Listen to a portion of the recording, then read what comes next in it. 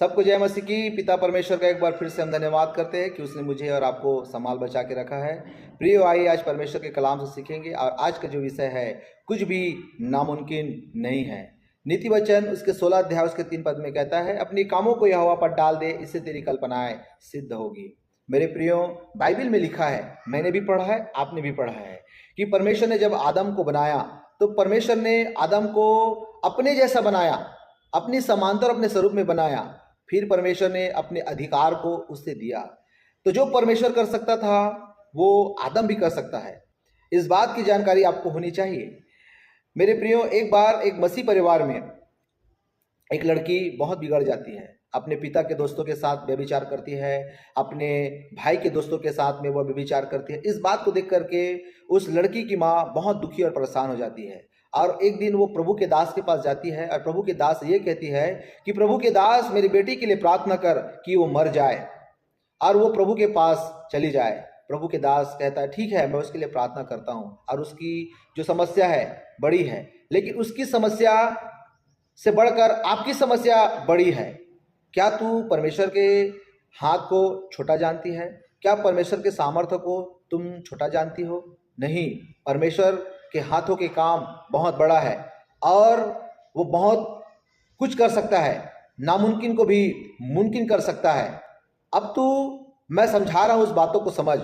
ऐसा करके उस महिला को कहती है और ये बोलती है कि तू अब से दर्शन दे कि मेरी बेटी सफेद कपड़ों को पहन करके वो प्रचार कर रही है, मेरी बेटी वापस आ रही है, मेरी बेटी मुझसे माफ़ी मांग रही है, मेरी बेटी पश्चाताप कर रही है, वो प्रतिदिन घुटना टेकर प्रार्थना कर रही है। ऐसा तुम दर्शन देखो। मेरे प्रियो, बाइबल में लिखा है, अपनी कल्पनाओं को यहोवा पर डाल दे, जिससे तेरी कल्पनाएं सिद्ध होगी। वो महिला अपनी सारी बोझ, सारी कल्पना यहोवा पर डाल देती है और घर आकर के वो प्रार्थना करती है।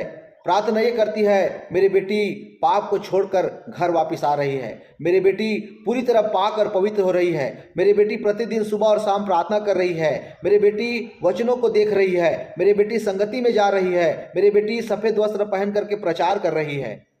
ये उसने अपने दिमाग में सोचा और लगातार वो अपने कामों को, अपनी कल्पना को यहोवा पर डालकर प्रार्थना करता रहा। मेरे प्रियो, आपकी आज हो सकती है ज़रूरत एक बड़ी चर्च का हो सकता है, एक बड़ी भीड़ का हो सकता है, एक बड़ी कलीसिया चलाने का हो सकता है। आपकी बेटी बेटा जो आपका बात नहीं मानता है वो सुधर जाए, ऐसा हो सकता है।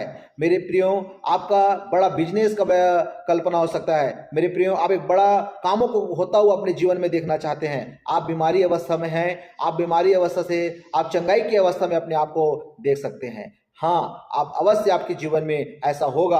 आप अपनी कल्पनाओं को यहोवा पर डालें। मेरे प्रियो, आपको मालूम है, वो औरत अपनी कल्पना को, अपनी प्रार्थना को परमेश्वर के सामने रख दी।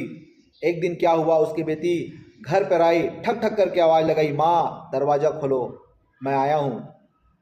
जैसा दरवाज़ा खोलता है उसकी माँ, वो सामने उसकी बेटी खड़ी रहती है और वो कहती है, माँ मैं पाप की वजह से अपने आप को शर्म महसूस कर रही हूँ और मैं मरने जा रही थी। मेरी माँ बहुत गुस्से वाली है, यदि मैं उसके पास जाऊँगी तो मुझे स्वीकार नहीं करेगी। लेकिन प्रभु के दास के वचनों को सुन करके उसकी माँ बदल गई थी। अपनी बेटी को, मेरे प्रियो, वो गले लगाया। उसकी बेटी ने उससे माफ़ी मांगा। उसने बहुत पश्चाताप किया, अपने आप में टूट चुकी थी। और मेरे प्रियो, प्रभु के दास के बताए हुए जब वो कामों को किया, सच में अपनी कल्पनाओं को उसने डाला, उसकी बेटी बदल गई।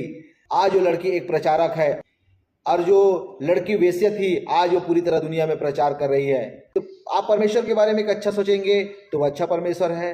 आप परमेश्वर के बारे में छोटा छोटेंगे तो फिर आपके लिए वो छोटा है। अगर आप परमेश्वर को बड़ा समझेंगे तो परमेश्वर आपके लिए बड़ा है। आप जैसा उसे समझेंगे वैसा आपके जीवन में परमेश्वर काम करेगा। इसलिए मेरे प्रियो, आप प्रभु की ओर ध्यान दें और अपनी कल्पनाओं को यहोवा पर डालें। आमीन। सर्वशक्तिमान परमेश्वर, इस वचन के लिए मैं आपका धन्यवाद करता हूँ। हाँ मेरे प्रभु, आप हम पर अनुग्रह कीजिए, हमारे लोगों के ऊपर, कलीसिया के भाई बहनों के ऊपर आप अनुग्रह कीजिए। पिता, आपके चुने हुए लोग मेरे प्रभु हमारे लिए एक मददगार बनकर सामने आए पिता, और हम मेरे प्रभु आपके पद चिन्ह पर सच्चाई से चल सके पिता, और आपकी दया को पाकर हम शांति को महसूस करें। प्रभु यीशु मसीह के नाम से पिता इस प्रार्थना को मांगते हैं, सुनिए, दया से कबूल कीजिए। आमीन।